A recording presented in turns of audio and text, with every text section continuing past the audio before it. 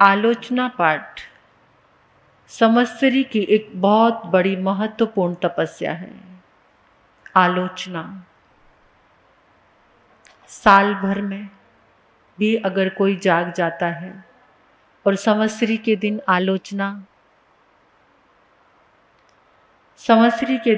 ये आलोचना हो जाती है तो हम बहुत हल्के हो सकते हैं। जब मैंने दीक्षा ली तो आलोचना की जो एक किताब होती है छोटी सी, उसको ही हम जब भी मन भी करता तभी भी और संवत्सरी पे तो विशेष उसी का आलोचना पाठ हमेशा से करते रहे। कुछ समझ आता था, कुछ नहीं। छोटी सी ही मैं साध्वी बनी थी।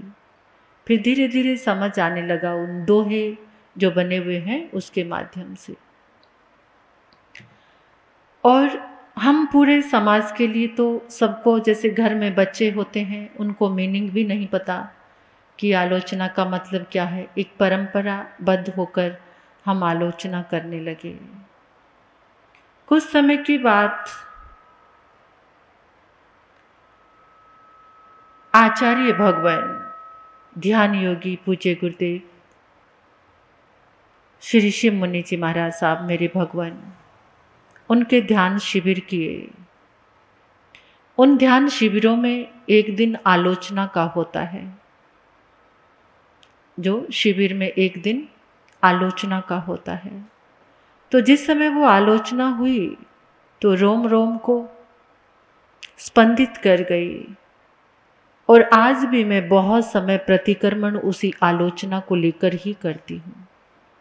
जैसे मतलब जो रूटीन में प्रतिक्रमण है वो उसी आलोचना के माध्यम से एक प्रैक्टिकल आलोचना है वो, कि हमसे जीवन में जो भी पाप हुए हैं,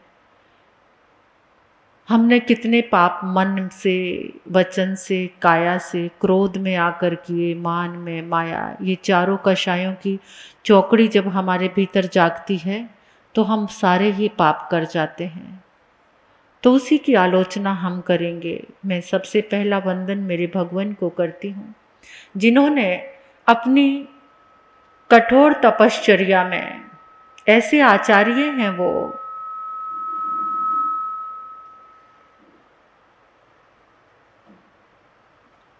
जिनका कितने ही वर्षों से वर्षी तप चल रहा है। ध्यान साधना के साथ साथ तप साधना भी चल रही है। तो ऐसे उन्होंने अपनी कठोर तपस्या के बीच में से ध्यान का अमृत हमें दिया और उसमें इस आलोचना को भी दिया। उन्हीं के द्वारा दिया हुआ ये प्रसाद है, तेरा तुझको अर्पण क्या लागे मेरा। लेकिन इन सूत्रों से जो आएंगी, जो बातें आएंगी, इससे अंदर में बहुत बड़ा जागरण होता है, मन में बहुत हल्कापन आता है। तो आंखें बंद करके इस आलोचना को हम करेंगे। कोमलता के साथ आंखें बंद कर लीजिए।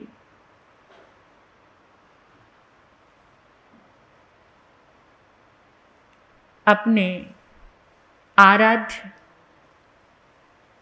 गुरुदेव को वंदन करने से पहले तीर्थंकर परमात्मा को वंदन करेंगे। वर्तमान में जिनका शासन चल रहा है, शासनपति भगवान महावीर स्वामी को वंदन करेंगे। बिल्कुल ऐसे महसूस करो कि जैसे आपके समक्ष स्फटिक सिंहासन है, सिंहासन पर प्रभु विराजमान हैं और हम प्रभु को वंदन कर रहे हैं। पद्म आसन में प्रभु को देखो, पांव के अंगूठे पर माथा टिका लो, भाव भरा वंदन करो। तीर्थंकर शक्ति को अनंत अनंत वंदन है।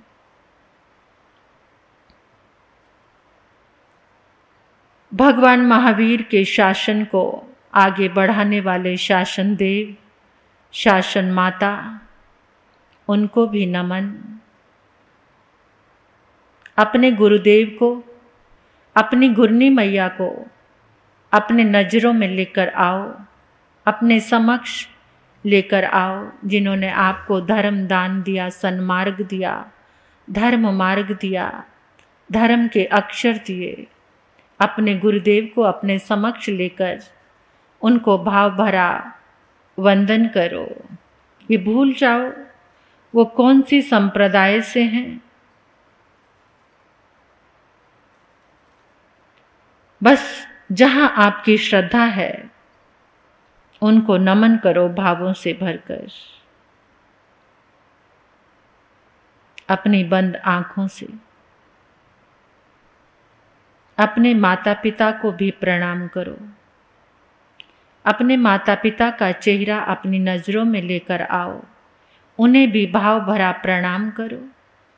उनके आशीर्वाद से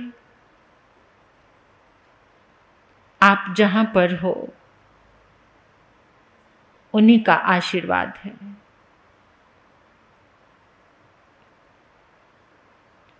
आज हमने अपने जीवन को एक खुली किताब की तरह अपने आराध्य के चरणों में खोल कर रखना है।